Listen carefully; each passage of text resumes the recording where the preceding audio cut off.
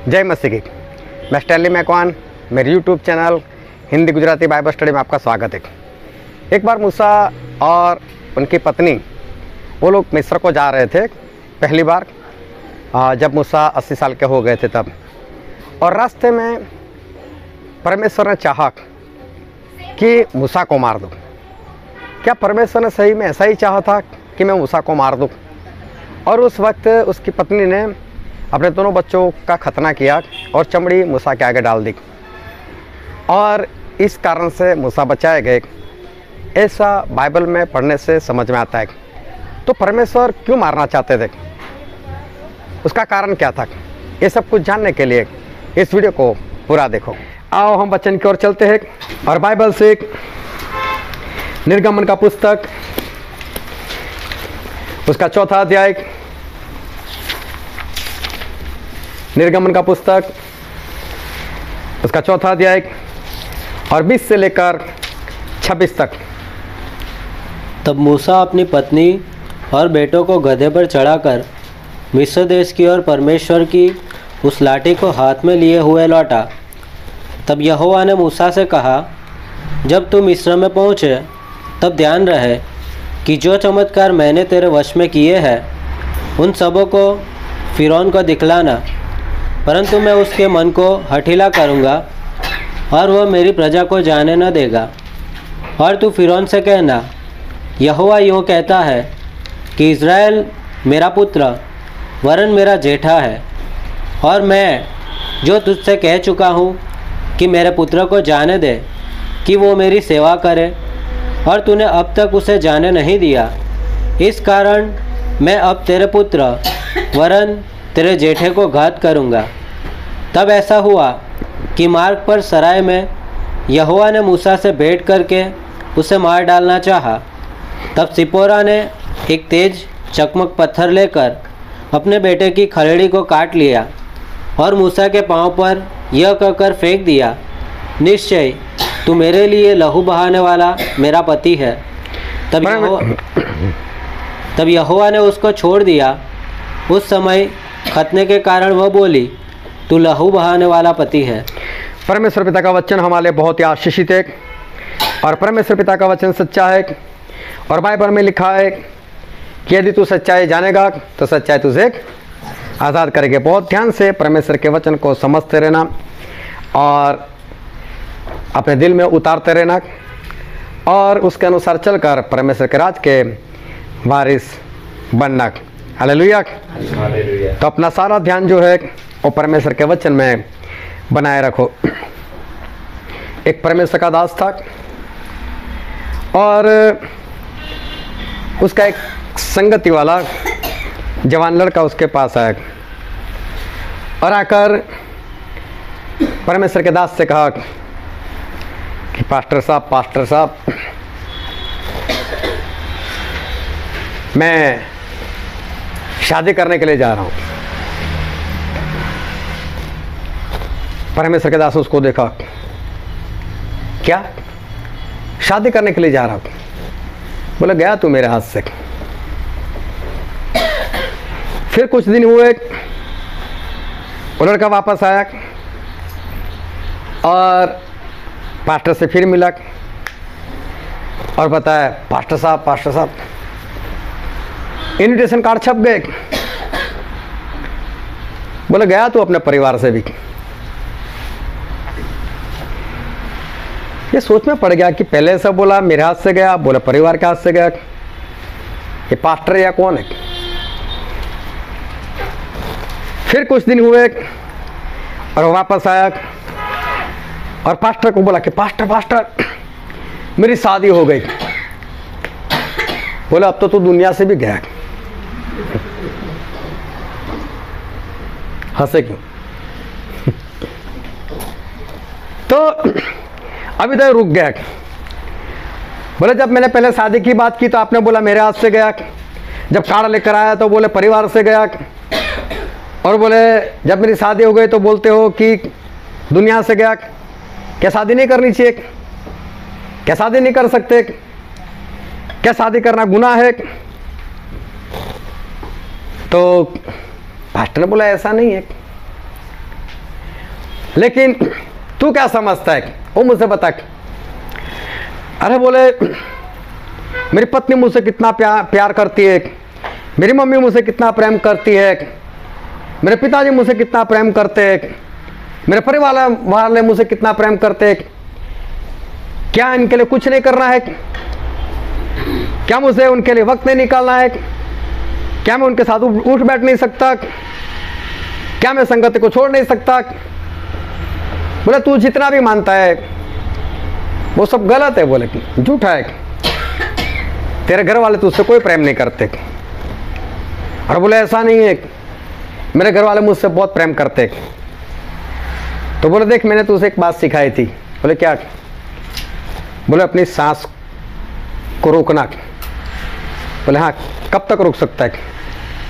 बोला 10 मिनट तक रोक सकता हूँ। तो बोलो कोई बात नहीं, घर पर जा, मैं तेरे पीछे आ रहा हूँ। नाटक ऐसा करना कि मर गया है तू, है ठीक है। तो वो घर पर गया, सभी ने देखा उसको। अचानक से छाती में हाथ रखकर बोलने लगा जैसे कुछ हो रहा है, कुछ हो रहा है। और फिर गिर पड़ा, सांस रोक ली। और लोगों ने देखा, घर वालों ने देखा ये तो मर गया। रोने लगे, चिल्लाने लगे, बिलखने लगे। तभी पास्टर साहब भी वहाँ पर पहुँच गए। लोग पास्टर को बोलने लगे ये मर गया, मर गया। बोला उसमें कौन सी बड़ी बात है, मर गया जिंदा भी हो जाएगा, सब कुछ हो सकता है। ये मर गया तो जिंदा हो जाएगा। तो बोले मेरे पास ऐसा कुछ है कि मैं इसको जिंदा कर सकता हूँ, तो जल्दी करो जल्दी करो। बोले दूध लेकर आओ। ग्लास में दूध लेकर आए और अपनी जेब में से एक पैकेट निकाला छोटा सा, उसमें कुछ वाइट पाउडर था, वो दूध में डाल दिया, हिला दिया और उसकी मम्मी को दिया, ये पी जाओ। बोले क्या है? बोले जहर है। बोले क्यों? बस आप पी जाओगे, आपका बेटा जिंदा। ये तो कौन सी बड़ी बात है, अभी जिंदा हो जाएगा, पी जाओ, आप इसको इतना प्रेम करते हो। पास्टर साहब छोड़ो ना, जो हो गया हो गया। अभी परमेश्वर ने इतनी आयु लिखी होगी, छोड़ो अभी, आप नहीं मरोगे। नहीं, मैं मर जाऊंगी तो मेरे पति का इस उम्र तो उनकी जरूरत है, कौन को खाना बना के खिलाए? क्या बहू खिलाएगी? उसकी सेवा क्या बहू करेगी? मुझे ही तो करनी पड़ेगी। तो छोड़ा भी, जो हो गया। उसके बाप को बोला लो आप पी जाओ, आपका बेटा जिंदा हो जाएगा। अरे बोले नहीं, अभी तो मुझे मालूम है कितना काम करना है। अरे पास्टर साहब छोड़ो, जो हो गया हो गया। अब उसकी पत्नी के पास आया, नई नई शादी थी।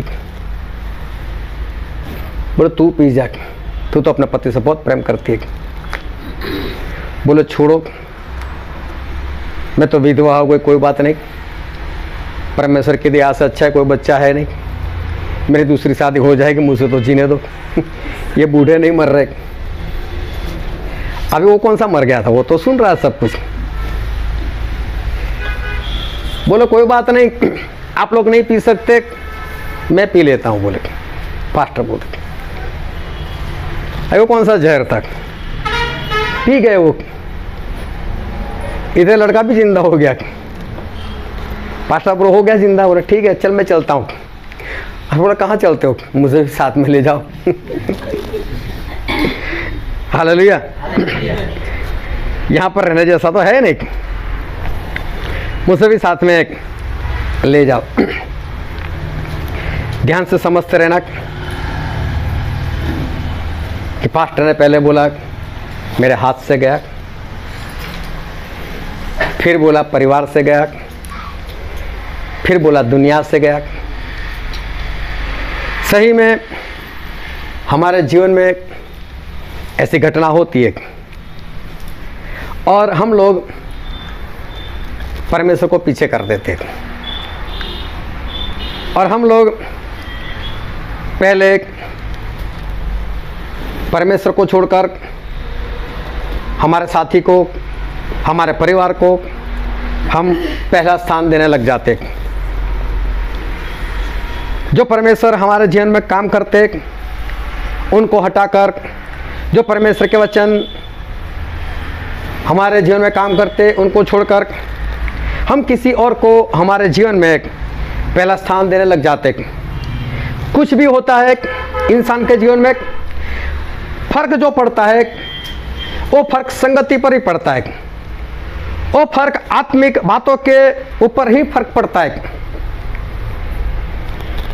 ये स्वाभाविक भी लगता है, यार बीमार है, यार शादी हुई है, ये है वो है, तो ऐसा लगता है कि फर्क जो पड़ा है वो सही है, स्वाभाविक सा लगता है। लेकिन मैं बोलता हूं, क्या उसके खाने पीने में कोई फर्क पड़ता है? क्या वे ऐसा बोलता है कि नहीं, अभी मैं खा भी नहीं सकता, अभी मैं इतना बिजी हो गया हूं कि मैं खा नहीं सकता, मैं पी नहीं सकता? वो तो सही वक्त पर खाने पीने का काम कर रहा है, 1 नंबर जाना 2 नंबर जाना वो भी सही समय पर चला जाता है, इसमें तो कोई फर्क नहीं पड़ता। सोने में फर्क नहीं पड़ता, उसकी जॉब पर कोई फर्क नहीं पड़ता, उसके कारोबार पर फर्क नहीं पड़ता। फर्क कहां पड़ता है? फर्क पड़ता है आत्मा की बातों के ऊपर। इंसान आत्मा की बातों को एडजस्ट कर लेता है। इब्रानी 13 उसमें ऐसा लिखा है, उसके 4थे वचन में, कि शादी जो है वो सभी बातों में आदर के योग्य है। शादी बुरी बात नहीं है। शादी परमेश्वर की निगाह में जितनी भी अवस्था है, जितनी भी परिस्थिति, सबसे ज़्यादा शादी वो आदर के योग्य है। शादी बुरी नहीं, लेकिन इंसान जो एडजस्टमेंट करता है ना, वो सही नहीं है। एडजस्टमेंट बुरा है। बर्थडे अच्छी है, परमेश्वर एक नया साल दे दिया, पिछले साल संभाल कर रखा, हमारे आयु को बढ़ाया, तो बर्थडे बुरी नहीं है, बर्थडे अच्छी है। लेकिन बर्थडे का कारण जो एडजस्टमेंट करते हैं ना, वो एडजस्टमेंट गलत है। मैरिज एनिवर्सरी गलत नहीं है, अच्छी है। मैरिज का 1 साल 2 साल 10 साल पूरे हुए, परमेश्वर ने बनाए रखा एक दूसरे के साथ, अच्छा है। लेकिन मैरिज एनिवर्सरी के नाम पर जो एडजस्टमेंट हो रहा है, वो एडजस्टमेंट वो गलत हो रहा है। सभी जगह पर संगति, प्रार्थना, बाइबल, परमेश्वर, वहीं पर तलवार लगती, वहीं पर कट होता है। बाकी सारी बातें वो अच्छे से होती रहती है। मैं ये बात क्यों कह रहा हूँ?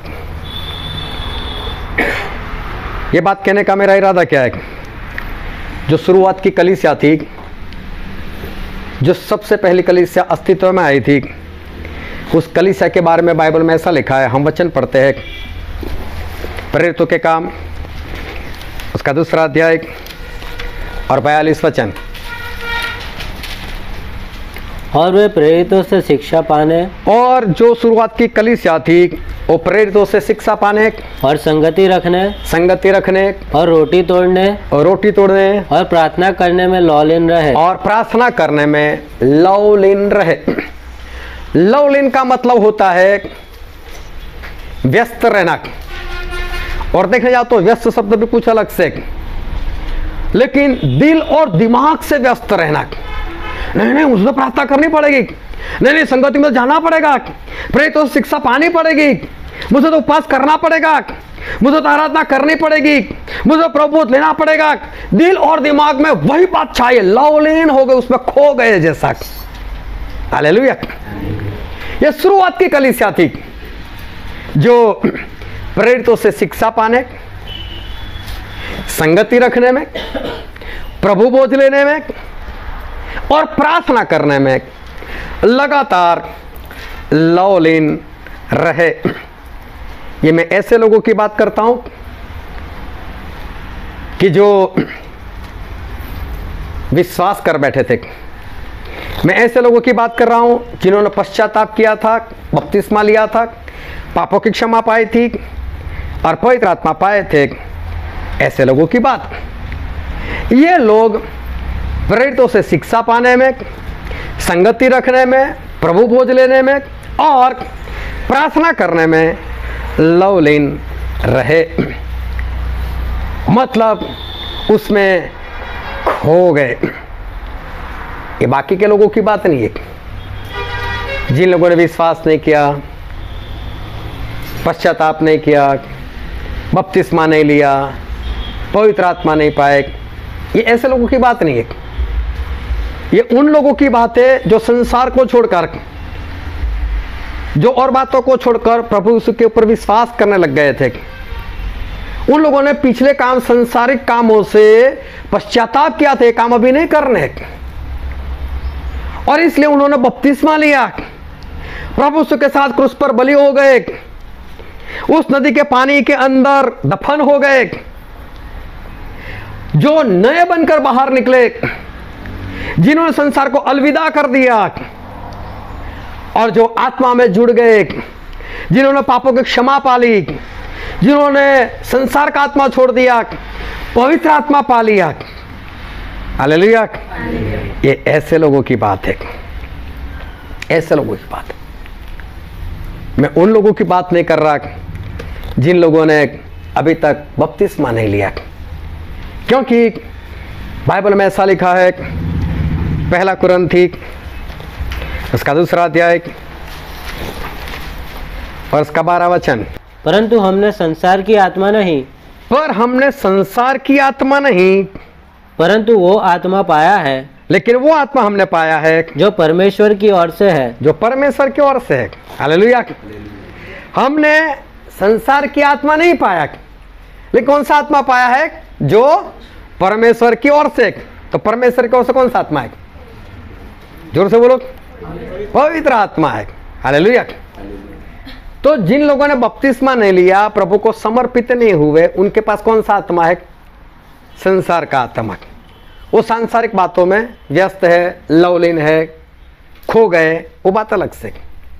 लेकिन उनमें से हटकर जो बाहर निकले थे और जिनके पास संसार का आत्मा नहीं रहा, लेकिन जिनको परमेश्वर ने अपना आत्मा दिया, पवित्र आत्मा दिया, और वो पवित्र आत्मा वाले लोग, अगर वो लोग जिस बात में लवलीन रहना चाहिए उसमें ना रहे और संसार की बातों में खो जाए, तो हम क्या कहेंगे? इसलिए जिनके पास संसार की आत्मा है उसकी तो हम बातें नहीं कर रहे, लेकिन हमने कौन सा आत्मा पाया है? जो आत्मा परमेश्वर की ओर से है। और वो आत्मा कौन सा है? वो है पवित्र आत्मा। फिर से एक बार ये वचन पढ़ते हैं, पहला कुरिन्थी 2:12, परंतु हमने संसार की आत्मा नहीं, परंतु वो आत्मा पाया है जो परमेश्वर की ओर से है। ध्यान से समझना, हमने वो आत्मा पाया है जो परमेश्वर की ओर से है, मतलब पवित्र आत्मा पाया है। लेकिन पवित्र आत्मा हमने पाया क्यों? पढ़ो आगे।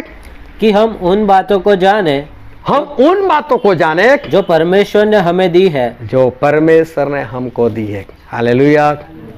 एक एक लोग ये बात बहुत ध्यान से समझने लगे कि संसार की आत्मा वाले लोग अलग है और जिन लोगों ने पवित्र आत्मा पाया वो लोग अलग लोग हैं। पवित्र आत्मा हमने इसलिए पाया कि परमेश्वर की जो बातें हैं उसको हम जाने। हालेलुया। और जानने का मतलब होता है एक होना। जानने का मतलब है एक होना। जो परमेश्वर ने हमें बातें बताई है, जो परमेश्वर हमको सिखाया है, उसमें एक होना। हम अंतिम दिनों की ओर हम आगे बढ़ रहे। हम हर रोज एक एक दिन करके अंतिम दिनों की ओर आगे बढ़ रहे, और जैसे जैसे अंतिम दिन आ रहे वैसे वैसे आत्मा में हमें और आगे बढ़ना है। जैसे जैसे हम अंतिम दिनों की ओर आगे बढ़ रहे, वैसे वैसे हमें प्रार्थना में और आगे बढ़ना है।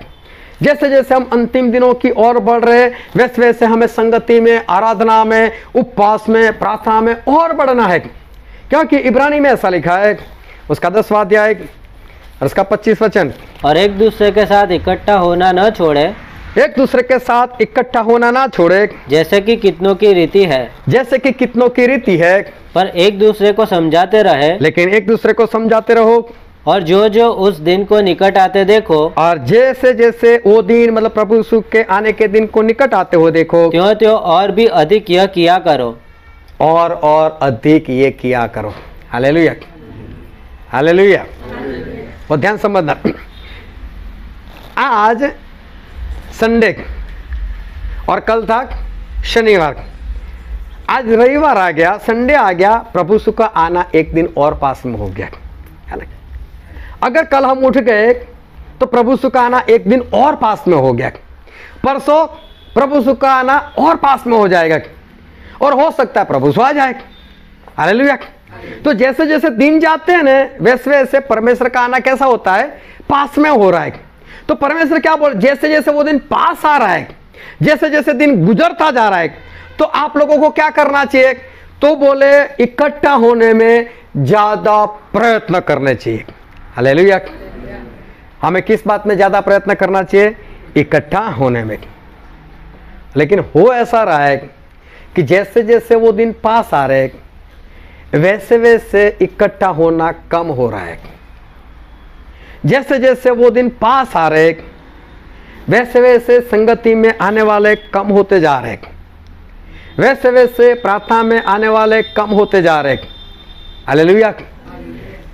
जो करना चाहिए उसके विरोध में बातें हो रही है, जो नहीं करना चाहिए वही बातें हो रही है। हम लोग पहले हफ्ते में 3 मीटिंग होती थी, संडे, मंडे, ट्यूसडे, बस रविवार, सोमवार, मंगलवार। मैंने देखा कि दिन तो पास में आ रहा है, तभी क्या करना पड़ेगा, परमेश्वर के वचन के अनुसार संगति बढ़ानी पड़ेगी। तो संगति बढ़ाने लग गए, बुधवार को भी करने लग गए, गुरुवार को भी करने लग गए, शुक्रवार को भी करने लग गए, शनिवार को भी करने लग गए। अभी हम ऐसा करने का प्रयत्न करते कि हर रोज संगति होती रहे, हर रोज हम बढ़ते जा रहे। क्यों, जैसे जैसे वो दिन पास में आ रहा है हमें संगति बढ़ानी चाहिए, हमें ज़्यादा उसमें बढ़ना है। हर रोज दोपहर में जब जब मैं वडोदरा होता हूँ तब तक 4 बजे इकट्ठा होना होता है। क्यों, क्योंकि प्रार्थना में बढ़ना है, पवित्र आत्मा में बढ़ना है।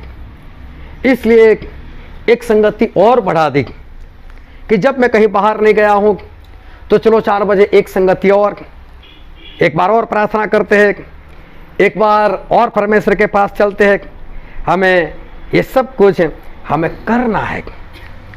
क्यों करना है, क्योंकि आमोस भविष्यवक्ता के पुस्तक में लिखा है, उसका 8वां अध्याय और उसका 11 और 12 वचन। परमेश्वर यहोवा की यह वाणी है, देखो ऐसे दिन आते हैं जब मैं इस देश में महंगी करूँगा, उसमें न तो अन्न की भूख और न पानी की प्यास होगी, परंतु यहोवा के वचनों के सुनने ही की भूख प्यास होगी। लोग यहोवा के वचन की खोज में समुद्र से समुद्र तक और उत्तर से पूरब तक मारे मारे फिरेंगे, परंतु उसको न पाएंगे। बाइबल में लिखा है कि लोग समुद्र से समुद्र तक, उत्तर और पूरब तक भागते रहेंगे, लेकिन उनको वचन नहीं मिलेगा। हालेलुया। बाइबल में लिखा है ते पूरा होगा ही होगा। वचन का काल पढ़ने वाला है तो पढ़ेगा ही। हालेलुया। लेकिन मालूम है कौन भागेगा, जिसके पास वचन नहीं है। जिसके पास वचन होगा वो थोड़ी भागेगा। जिसने अपने हृदय में स्टोर कर रखा है वो थोड़ी भागने वाला है। यूसुफ ने भरपूर के वक्त वो अनाज इकट्ठा कर रखा, तो क्या यूसुफ को भागना पड़ा? नहीं भागना पड़ा, उसके भाइयों को भागना पड़ा ना अनाज इकट्ठा करने के लिए। आज जो लोग संगति में बने रहते हैं, आज जो लोग लगातार संगति में जाते हैं, आज जो लोग इस संगति को बढ़ने में वो अच्छा मानते हैं, जो लोग इस संगति में बढ़ते हैं, जो लोग प्रार्थना में बढ़ते हैं, उनके जीवन में जब अकाल आएगा तो अकाल उनके लिए नहीं होगा, क्योंकि उन्होंने तो सब स्टोर कर रखा है। वो लोग नहीं भागने वाले। तो भागने वाले कौन है? जो आज संगति में रेगुलर नहीं, जो आज संगति में लगातार आते नहीं, जो आज संगति से दूर भागते हैं, ऐसे लोगों को उस वक्त भागना पड़ेगा। लेकिन परमेश्वर का वचन तो ऐसा कहता है, फिर भी नहीं मिलेगा। हालेलुया। फिर भी नहीं मिलेगा। हमें संगति को बढ़ाना चाहिए, हमें संगति से भागना नहीं है, हमें संगति के लिए भागना है। जो लोग आज संगति में नहीं और इधर उधर भागते हैं, वो लोग उस वक्त वचन के लिए इधर उधर भागेंगे, लेकिन उस वक्त उनको वचन नहीं मिलेगा। होल नाइट, पूरी रात प्रार्थना, और वो भी दूसरों के लिए प्रार्थना करना जरूरी है। दूसरों के लिए प्रार्थना करना जरूरी है। और जरूरी क्यों है? क्योंकि बाइबल में ऐसा लिखा है, हम पढ़ते हैं 1 तीमुथी उसका 2 अध्याय और उसका 1 और 2 वचन। अब मैं सबसे पहले यह आग्रह करता हूँ, हाँ, मैं सबसे पहले यह आग्रह करता हूँ कि विनती और प्रार्थना और निवेदन और धन्यवाद सब मनुष्यों के लिए किए जाएं। हालेलुया। किसके लिए किया जाए? सभी मनुष्यों के लिए किया जाए। प्रार्थना सभी लोगों के लिए की जाए। हालेलुया। सभी लोगों के लिए। फिर आगे क्या लिखा है?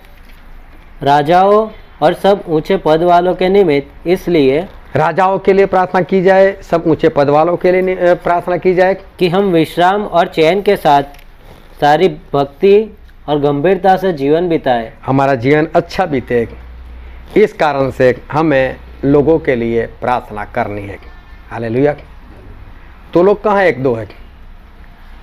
ढेर सारे दुनिया में लोग हैं, ढेर सारे नेता लोग हैं, ढेर सारे अगुवे लोग हैं, पास्टर है, संगति वाले हैं। इन सभी के लिए हमें क्या करनी है? प्रार्थना करने की। और देखो यहाँ पर ऐसा नहीं लिखा कि मैं तुम्हें ऐसा कहता हूँ, मैं तुमसे विनती करता हूँ ऐसा करो तो अच्छा रहेगा, ऐसा नहीं बोला। ये आज्ञा है हमारे लिए। हालेलुया। लोगों के लिए प्रार्थना करना वो क्या है? आज्ञा है। क्यों हमें होल नाइट, क्यों हमें हफ्ते में एक बार जागना है? बाइबल में नहीं लिखा एक बार जागो, लेकिन शुरुआत की कलीसिया पूरी रात जाग जाग कर प्रार्थना किया करती थी। प्रभु यीशु तो हर रोज रात जाग जाग कर प्रार्थना किया करते थे। तो हमको भी तो प्रार्थना की जरूरत है, हमें भी तो लोगों के लिए प्रार्थना करनी चाहिए। क्यों? उससे लोगों का भला हो या ना हो, लेकिन आपका भला जरूर होगा। आप अच्छी तरह से अपना जीवन व्यतीत करोगे। हालेलुया। आप लोगों के लिए प्रार्थना करोगे और परमेश्वर आपके जीवन में ऐसा करेंगे कि आप अच्छी तरह से अपना जीवन जो है वो व्यतीत कर पाओगे। तो हमें सभी के लिए प्रार्थना करनी है। हमें राजाओं के लिए प्रार्थना करनी है, हमें हमारे संगत वालों के लिए प्रार्थना करें, हमारे पास्टर के लिए प्रार्थना करें, हमारे अगुओं के लिए प्रार्थना करनी, संगत वाले सभी लोगों के लिए हमें प्रार्थना करनी। जब लोग ऐसा लिखते हैं कि मैं नहीं आऊँगा, तब सही में ऐसा लगता है कि ये रोबोट तो नहीं है कि जिसका ना दिल है ना दिमाग है, इसके दिल में कोई दया नहीं है, इसके दिमाग में कोई सोच नहीं आती कि मुझे करना क्या चाहिए और क्यों करना चाहिए। हालेलुया। वो ध्यान से परमेश्वर के वचन को समझते रहना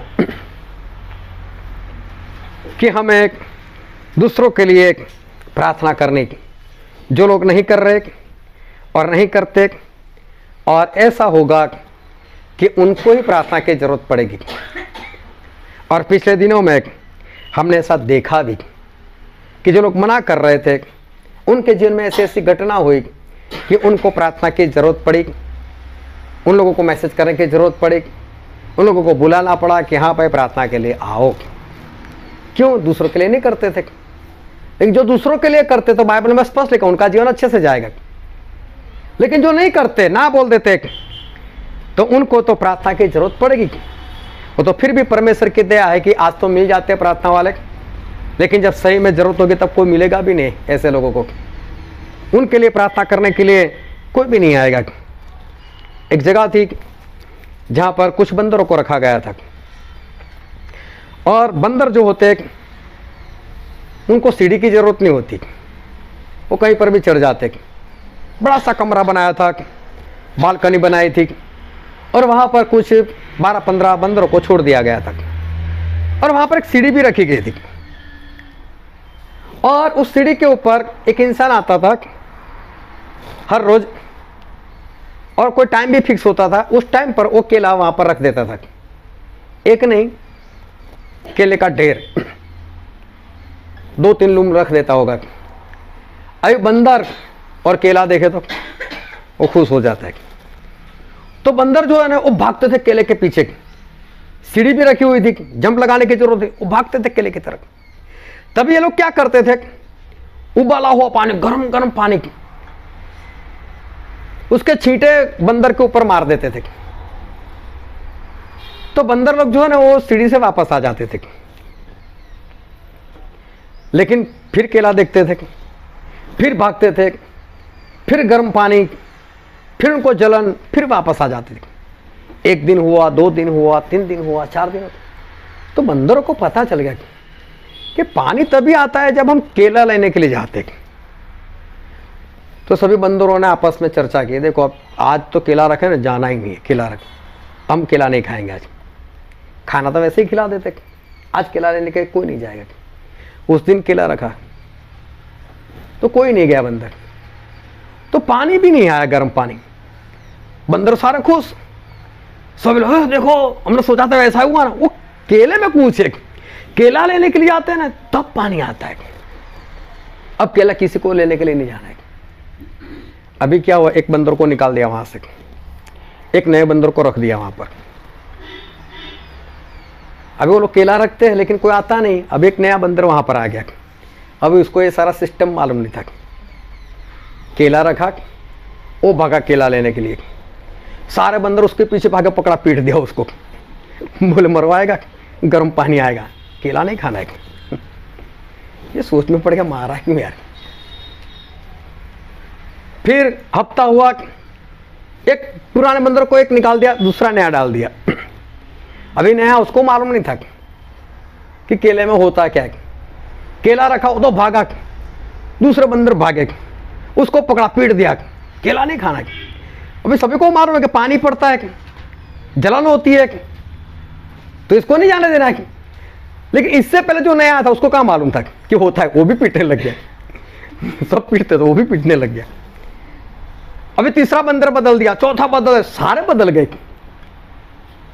अब एक नया और आ गया, केला रखा, वो गया केले के पीछे, वो सभी ने उसको पीट दिया। अभी इनमें से किसी को मालूम नहीं कि गर्म पानी आता था, सभी नए हो गए। लेकिन बंदर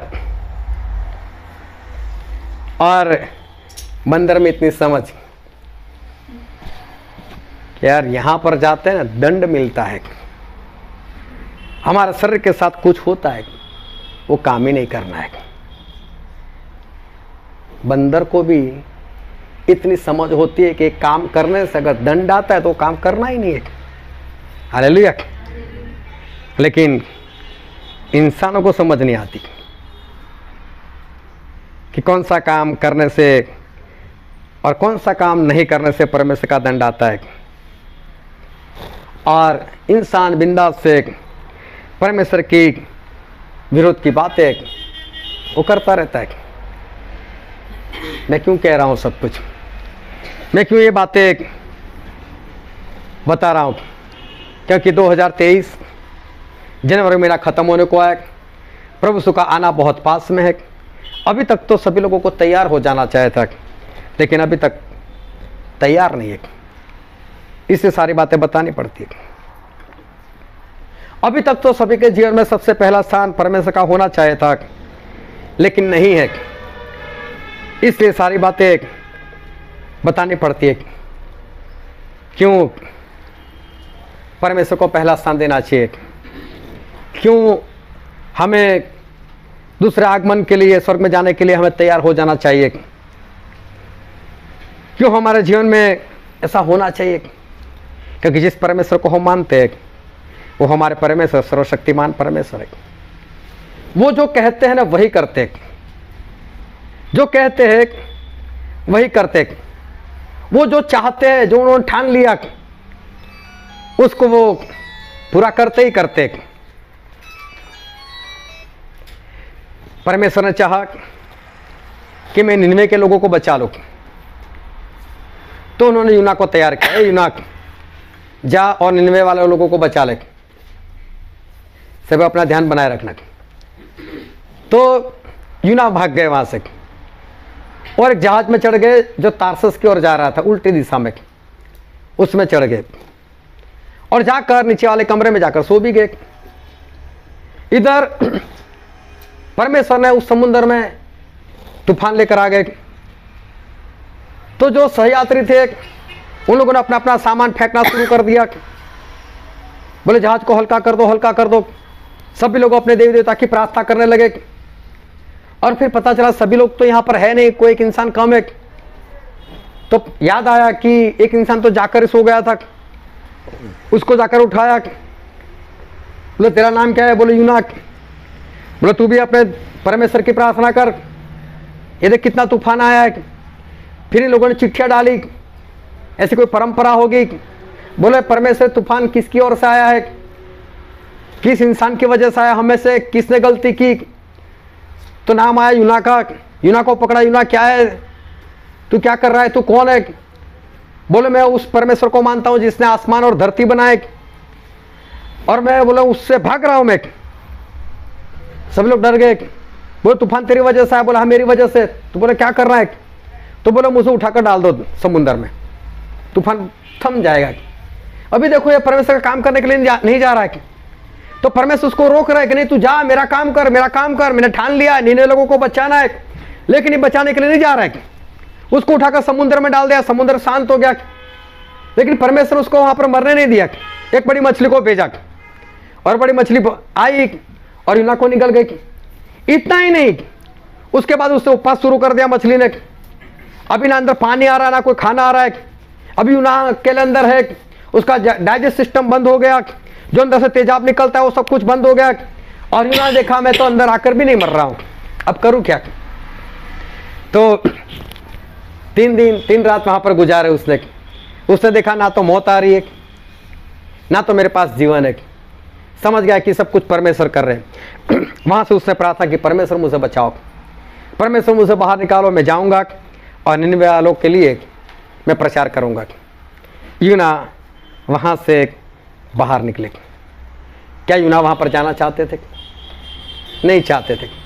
क्या यूना चाहते कि निन्वे के लोग बचाए जाए? नहीं चाहते थे।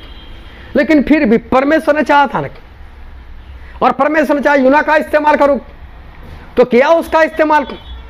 चाहे उसकी मर्जी थी या नहीं थी, वो जाना चाहता था या नहीं चाहता था, लेकिन परमेश्वर ने ऐसे हालात कर दिए कि उसको करना ही पड़ा।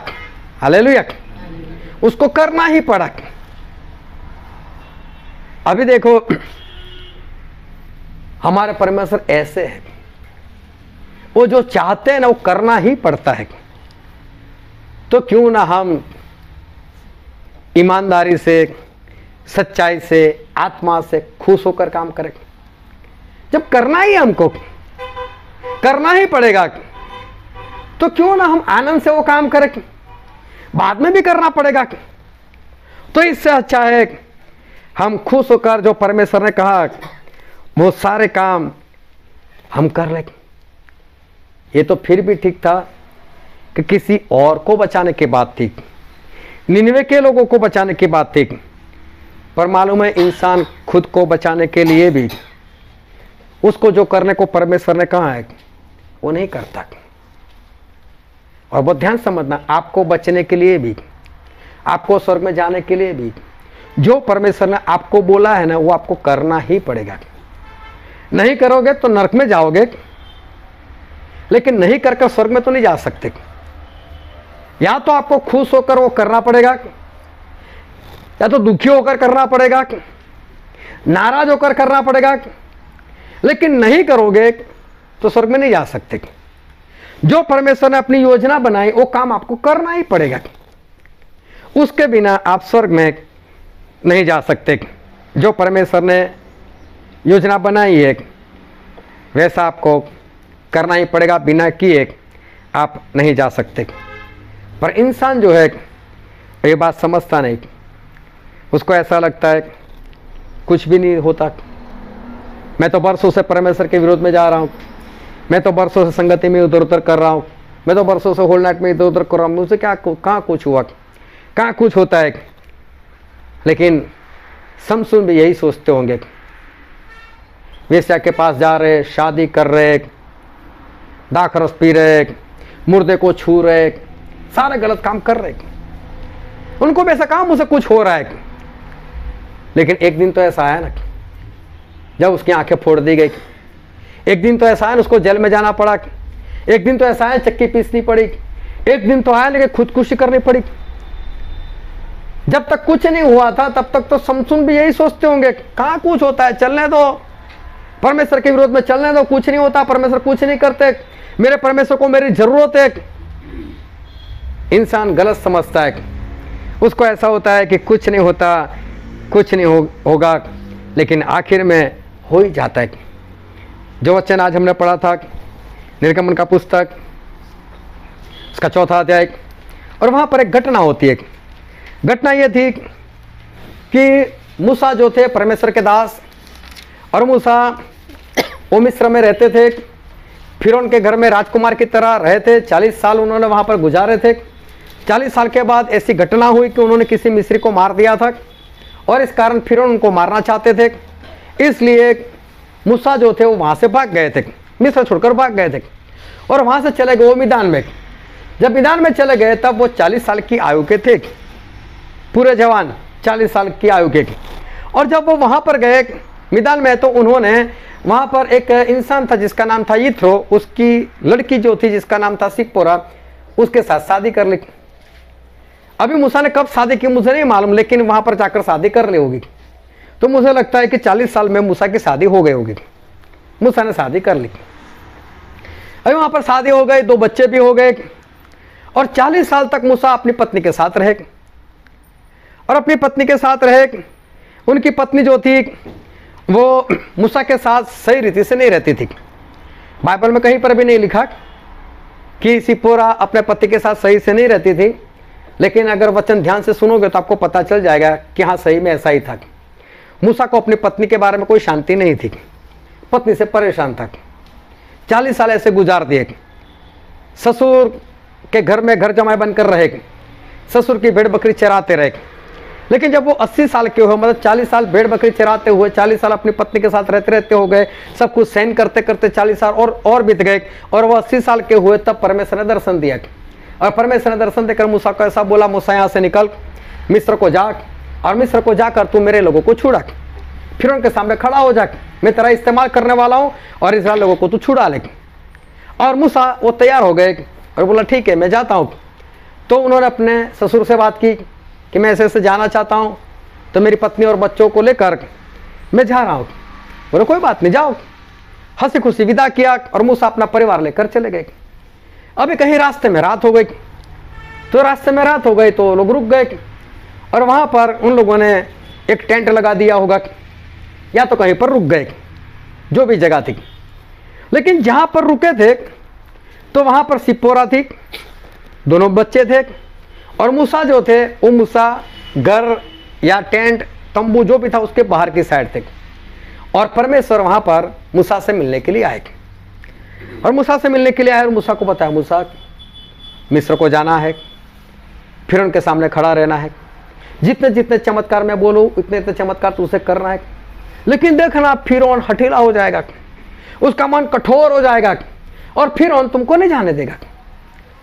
फिर तू उसको बोलना कि इज़राइल मतलब याकूब वो तो मेरा ज्येष्ठ पुत्र, वो तो मेरा पहलोठा, ऐसा नहीं पहलोठा, याकूब मेरा पहलोठा, ऐसा नहीं, इज़राइल मेरा पहलोठा बेटा है, और इसको मेरी सेवा करनी है।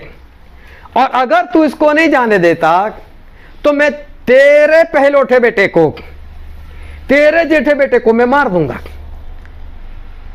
अब ये बातें बाहर हो रही, लेकिन यहां पर सिप्पोरा सुन रही है, उसको परमेश्वर की आवाज आ रही है, साथ में मूसा की आवाज आ रही है, दोनों आपस में बातें कर। मूसा ऐसा हाँ हाँ हाँ प्रभु, हाँ हाँ प्रभु, वो ऐसे बोले जा रहे, दोनों आपस में बात कर रहे। और देखो मिस्र देश उस जमाने की महासत्ता, मालूम उसकी बस्ती कितनी होगी, कितना देश वो फैला होगा, लेकिन उनमें जितने भी लोग बसते थे उसमें जितने भी फर्स्ट बॉर्न, जितने भी पहलोठे, सभी को मार देना है। और देखो परमेश्वर और मूसा ये दोनों बातें कर रहे, इधर सिप्पोरा सुन रही, सिप्पोरा सुन रही, और सिप्पोरा डर गई। लेकिन बाइबल में हम पढ़ते इस वचन को, निर्गमन का पुस्तक इसका 4वां अध्याय और 24 वचन पढ़ो तो। तब ऐसा हुआ कि मार्ग पर सराय में यहोवा ने मूसा से भेंट करके परमेश्वर ने मूसा से भेंट करके उसे मार डालना चाहा। हालेलुया। ध्यान से समझना, परमेश्वर ने मूसा से भेंट की मतलब मिलने के लिए आए, और ऐसा लिखा है उसे मार डालना चाहा। तो जब हम पढ़ते हैं तो इंसान को कैसा लगता है कि मूसा को मार डालना चाहा, परमेश्वर ने मूसा को मारना चाहा। फिर आगे पढ़ो। तब सिप्पोरा ने एक तेज चकमक पत्थर लेकर, तब सिप्पोरा उनकी पत्नी थी, उन्होंने चकमक का एक पत्थर लिया, अपने बेटे की खलड़ी को काट डाला और अपने जो 2 बेटे थे उनका खतना कर दिया, और मूसा के पांव पर यह कहकर फेंक दिया, निश्चय तू लहू बहाने वाला मेरा पति है। तू तो लहू बहाने वाला मेरा पति है। अभी ज्यादातर लोग ये समझ रहे कि परमेश्वर ने मूसा को मार देना चाहा, और इसलिए उसकी पत्नी ने मूसा को बचा लिया। कैसे बचा लिया? कि मूसा के दोनों बच्चों का खतना नहीं हुआ था, तो उसकी खलड़ी को काट दिया और लाकर मूसा के आगे फेंक दिया, और यह देखा परमेश्वर ने, तो परमेश्वर ने मूसा को छोड़ दिया। पढ़ो आगे क्या लिखा है। तब उसने उसको छोड़ दिया, मतलब परमेश्वर ने मूसा को छोड़ दिया। और उसी समय खतने के कारण वह बोली, तू लहू बहाने वाला पति है। खतने के कारण बोली, तू लहू बहाने वाला मेरा पति है। लहू बहाने वाला, जो लहू बहाता है वो खूनी, मर्डरर, वो ये बोल तू तो खूनी पति है, लहू बहाने वाला पति है तू तो। अरे वो ध्यान समझ। उससे पहले पढ़ो तो उसका 22 वचन पढ़ो तो क्या लिखा है।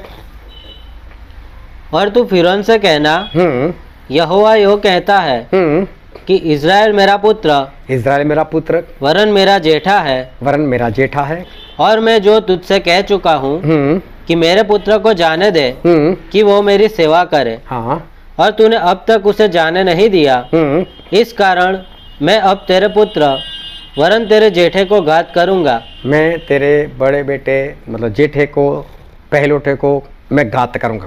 देखो ये बातें परमेश्वर की हो रही थी।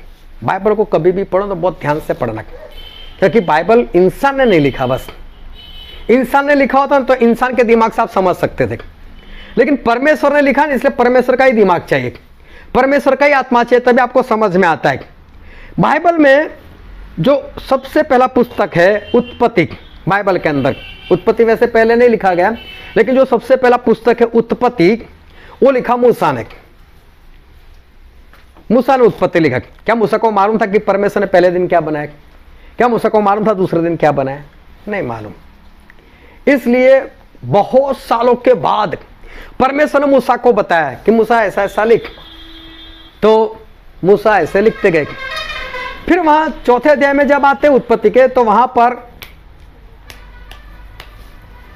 पर कैन जो है वो कैन हाबिल को मार देता है, और फिर कैन परमेश्वर को बोलता है कि अब मुझे कोई ना मार दे। परमेश्वर बोलते कोई बात नहीं, मैं तुझे एक निशान देता हूं, तुझे कोई नहीं मारेगा। और कैन वहां से निकल गए, और बाइबल में ऐसा लिखा वो नोद देश में जाकर रहे। तो भी सभी को सवाल होता है ये नोद देश कहां से आया? एक ही तो परिवार था, उसकी पत्नी कहां से आई?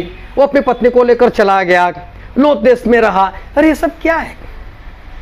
अरे उस वक्त नहीं लिखा गया जब हुआ था, ये तो उस वक्त लिखा गया जब नोद नाम का एक देश था। ये हालोल मुझे नहीं मालूम कब बना, हो सकता है 50 साल पहले, हो सकता है 200 साल पहले, लेकिन हो सकता है 500 साल पहले ये हो ही ना। हालोल 500 साल पहले ही ना हो, लेकिन समझ लो 500 साल पहले कोई यहां पर आकर बस गया। उस वक्त इसका कोई नाम नहीं था, लेकिन आज कोई बोलेंगे तो क्या बोलेंगे? 500 साल पहले की बात क्या करें कि वो भाई हालोल में आकर रहे। तो आज लिख रहे हैं ना, आज तो नाम है ना। तो मूसा जब लिख रहे हैं तब नोद नाम का देश है, इसलिए लिख रहे कि नोद में जाकर रहा। लेकिन हमको सवाल होता है नोद कहां से आ गया? उस वक्त नहीं लिखा गया जब हुआ था। तो बाइबल में कई बातें इस तरह से लिखी है कि जो बात पहले हो गई वो बाद में भी लिखी गई है, और जो बाद में हुआ वो पहले भी लिखा गया, इसलिए उसको परमेश्वर की आत्मा से ही समझा जाता है। अभी यहाँ पर क्या घटना हुई है, लोगों को क्यों ऐसा होता है? और परमेश्वर ने रास्ते में मूसा से भेंट की और उसको मारना चाहा। अरे वो मूसा को नहीं मारना चाहा, उससे पहले सब बातें हो रही है। मूसा के साथ बात करो, मूसा मैं आया हूँ। बोले हाँ मालूम है, आपने तो मुझे यहाँ पर भेजा है, मैं मिस्र को तो जा रहा हूँ अपने लोगों को छुड़ाने के लिए। बोला हाँ वो तो बात सही है, लेकिन वहां पर क्या होगा वो तू जान ले। वहां पर मैं जितने भी चमत्कार बोलूंगा, लेकिन वो अपना मन कठोर करेगा और फिर तुमको नहीं जाने देगा। तो जब नहीं जाने देगा तो आखिर में तुझे ये बोलना है कि ये जो याकूब है, ये जो इज़राइल है, वो परमेश्वर का पहलौठा है, और अगर तू उसको नहीं जाने देता तो इस कारण परमेश्वर अब तेरे पहलौठों को मार देंगे। तो उसे मारना चाहा, मतलब फिरौन और उसके मिस्र में जितने लोग थे उनके पहिलौठों को, किसी एक को मारने की बात नहीं, मूसा को मारने की बात नहीं। परमेश्वर मूसा से तो आसानी से शांति से बैठकर बातें कर रहे। और सिप्पोरा ने सुना पूरे मिस्र में सभी पहिलौठों को मारना, तो सभी के घर में पहिलौठा तो होता है, एक बच्चा तो होता है, तो जिसके घर में बच्चा हो तो मरने वाला है। तो चाहे चपरासी मानो चाहे फिरौन मान लो, सभी के घर में कम से कम एक मौत तो होने ही वाली। अभी सोचो सभी के घर में एक एक मौत हो जाए, कौन किसी को दिलासा दे, कौन किसी को दफन करने के लिए जाए, कौन किसी को शांत रखे, कैसा माहौल होगा। थोड़ा सोचो कि हमारे भारत देश के सभी घर में एक एक लड़का, एक एक इंसान मर जाए, कौन किसको शांत रखे, कौन किसको संभाले, कौन किसकी कब्र खोदे। सोचो वो माहौल कैसा होगा। और ये माहौल देख रही है सिप्पोरा, इसका परमेश्वर इतना खतरनाक है, ये फिरौन नहीं जाने दे रहा, इसलिए इतने लोगों को मार देगा इसका परमेश्वर। तो मेरे पति ने भी तो बोला था जब मेरे बेटे पैदा हुए थे कि मैं तो उस परमेश्वर को मानता हूं, और उस परमेश्वर ने बोला है 8वें दिन बच्चों का खतना होना चाहिए। मुझे बोला था, मैंने तो मना कर दिया था। कौन तेरा परमेश्वर? चला, मेरे परमेश्वर को मानना है, मैं ये परमेश्वर को मानती हूं, मैं कोई खतना पतना नहीं करने दूंगी। अभी समझ में आया कि अभी तक खतना नहीं हुआ था। तो मूसा सिप्पोरा को कैसे मालूम कि खतना करना पड़ेगा? मूसा तो बाहर बात कर रहे। इसका मतलब जब बच्चे पैदा हुए होंगे तब मूसा ने बोला होगा ना कि बच्चे का खतना करना पड़ेगा, मैं तो उस परमेश्वर को मानता हूं, परमेश्वर ने बोला है खतना करने को। हालेलुया। तब उसने नहीं माना होगा ना। और अगर पत्नी नहीं मानती तो मूसा की चलती भी नहीं होगी ना, तभी तो अभी तक रहा है ना। तो 2 थप्पड़ नहीं मार, चल तू क्या होती है खतना नहीं कराने देने वाली, मैं करूंगा। लेकिन मूसा को भी मालूम है ससुर के घर में रहता हूं, चलने वाली है नहीं। हालेलुया। तो यहां से पता चलता है कि सिप्पोरा अपने पति के कहे हुए में नहीं थी। मूसा परेशान रहे होगा इससे, और इसको याद आया कहीं परमेश्वर यहां से शुरू ना कर दे, मेरे 2 बच्चों को ना मार दे। और उसने अपने बच्चों का खतना कर दिया। कौन सा प्रेम से कर रही है? अभी भी क्रोध में बाहर जाकर से चमड़ी डालती है, तू तो लहू बहाने वाला पति है, लहू बहाने वाला खूनी है तू तो। उसको ऐसा खतना हो गया, बच्चे बच गए बस। लेकिन दिल दिमाग में तो अभी भी वही बात है, कोई पश्चाताप नहीं, कुछ भी नहीं, तू तो खूनी है, तू तो खूनी है, मूसा को बोल रही। और देखो उसका 25वां वचन पढ़ो तो। तब सिप्पोरा ने एक तेज चकमक पत्थर लेकर अपने बेटे की खलड़ी को काट डाला और मूसा के पाँव में यह कहकर फेंक दिया, निश्चय तू मेरे लिए लहू बहाने वाला मेरा पति है। हालेलुया। अभी ध्यान से एक बात को समझना, ये काम सिप्पोरा ने कब किया? जब उसको ये पता चला कि इसके परमेश्वर खतरनाक है, वो तो पूरे मिस्र महासत्ता है ना, उसको भी खत्म कर सकते हैं। उनमें सभी लोगों के घर में एक एक पहिलौठा है, उसको मार सकते हैं। ये पहचान हुई तब आज्ञा मानी ना। हालेलुया। ये आज्ञा बरसों पहले मान ली होती तो, खुशी खुशी मान ली होती तो आज ये कुछ करना तो नहीं पड़ता, बाद में भी मानना पड़ा ना। हालेलुया। बाइबल में लिखा है कि हर एक घुटना टिकेगा, हर एक जबान मुझे कबूल करेगी। वो इस धरती पर नहीं है, वो जब परमेश्वर सभी लोगों का जब न्याय करने के लिए बैठेंगे ना, तब तो जो भाई और वाले वो लोग भी घुटनों पर आ जाएंगे, वो लोग भी हाथ उठाएंगे और बोलेंगे हे परमेश्वर आप ही परमेश्वर, सभी जबान वो कबूल करेगी। तो क्या परमेश्वर उनको स्वर्ग में लेने वाले? नहीं। उस वक्त आज्ञा मानने से क्या फायदा? लेकिन पता चला यही परमेश्वर। लेकिन अब क्या? तो क्या आप लोगों को नहीं मालूम परमेश्वर कैसे है? क्या हम जो इतनी संगति कर बैठे, हम लोगों ने इतना बाइबल पढ़ा, तो क्या हमको मालूम नहीं कि हमारे परमेश्वर कैसे? तो फिर आज्ञा मानने में देरी क्यों? संगति में आने में देरी क्यों? होल नाइट में ना क्यों? उपवास करने में ना क्यों? प्रार्थना करने में ना क्यों? क्यों नहीं हो रहा है? क्योंकि इंसान क्या समझता है, छोड़ो ना यार परमेश्वर। लेकिन जब उसके सामने तलवार लेकर आ जाए तब क्या तभी मानेगा वो? और तभी मानेगा तो कोई फायदा है क्या? ये सिप्पोरा को कब से पता चला था, लेकिन अब उसको एहसास हुआ कि इसका परमेश्वर सही में खतरनाक है। यूना तभी मान रहे कि जब ना तो उसको मौत आ रही ना तो उसको जीवन मिल रहा है, तब मान रहे फायदा क्या? अपने परमेश्वर को जानो, अपने परमेश्वर को पहचानो, वैसे ऐसे परमेश्वर है नहीं। जो एक शब्द बोलते धरती बन जाती है, आकाश बन जाता है, वो परमेश्वर ऐसे वैसे है नहीं। जो आपसे इतना प्रेम करते कि आपके लिए एक अपना इकलौता बेटा दे दिया, तो आपके पास क्या इतना नहीं मांगे कि उनके लहू से शुद्ध हो जाओ? क्या इतना नहीं मांग सकते कि पवित्र आत्मा पालो? आप नहीं कर रहे। क्या वो नहीं चाहेंगे कि आप बचाए गए? आपके लिए किसी ने प्रार्थना की तो आप भी दूसरों के लिए प्रार्थना करो, दूसरे लोगों को बचाओ। क्या नहीं चाहेंगे इतना? लेकिन इंसान ये समझता है क्या परमेश्वर करेंगे, कुछ भी तो नहीं कर। लेकिन एक दिन तो ऐसा आएगा ना, जब आमना सामना होगा तब तो पता चलेगा ना, तब मानेगा तो फायदा होगा क्या? अभी सोचो 40 साल की उम्र में अगर मूसा की शादी हो गई तो मुझे लगता है कि 41 साल में पहला बेटा हो गया होगा, 43 साल में दूसरा बेटा भी पैदा हो गया होगा। क्योंकि मूसा तो आशीषित थे। अभी समझो ये दो बच्चे, ये 40 साल बाद की बात है, उनकी आयु कितनी होगी? एक बच्चा मुझे लगता है 37 का है और एक मुझे लगता है 39 का है। पूरे जवान बेटे। और ध्यान समझ, शर्मनाक बात मैं बताता हूँ। और उसकी माँ खुद उसका खतना कर रही है। शर्मनाक बात नहीं है?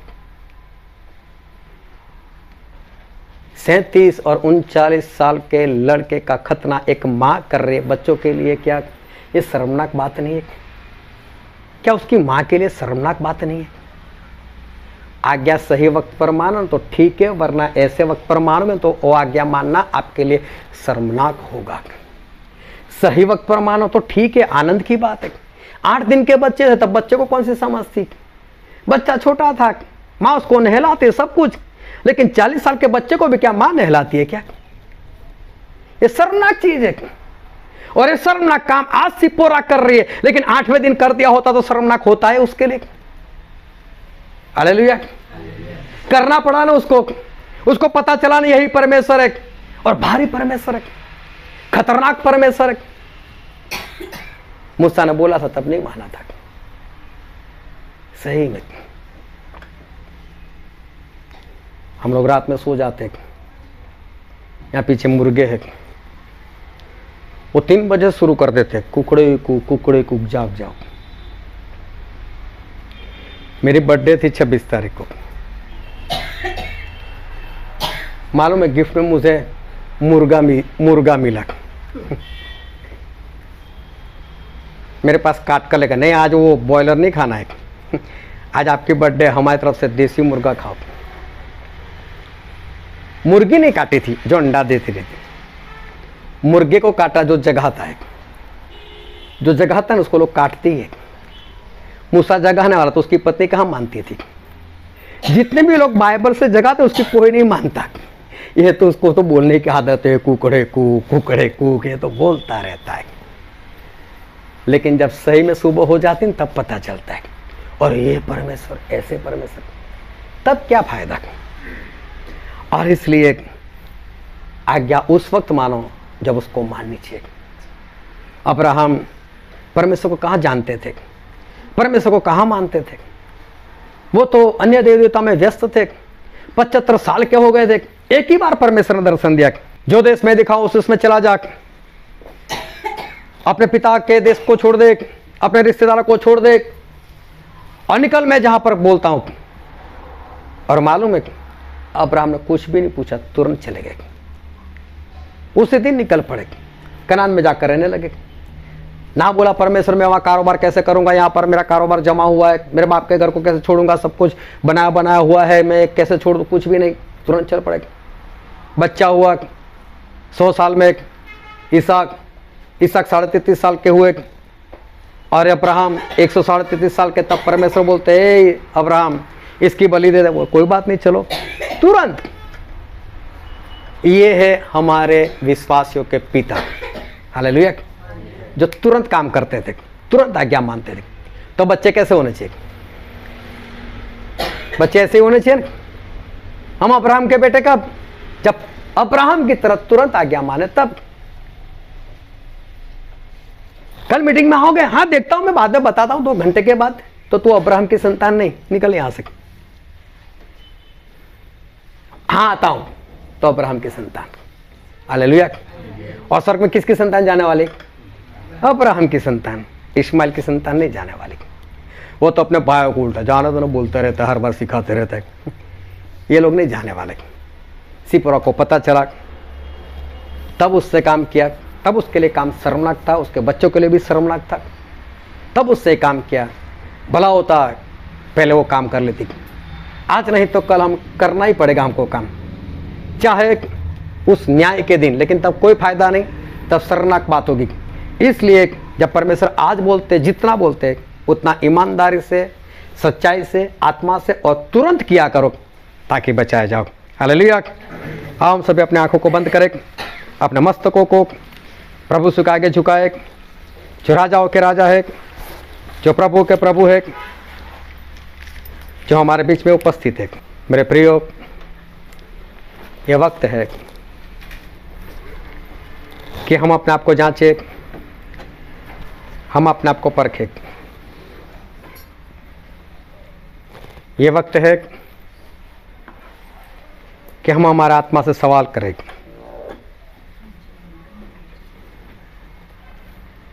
मेरे प्रियो,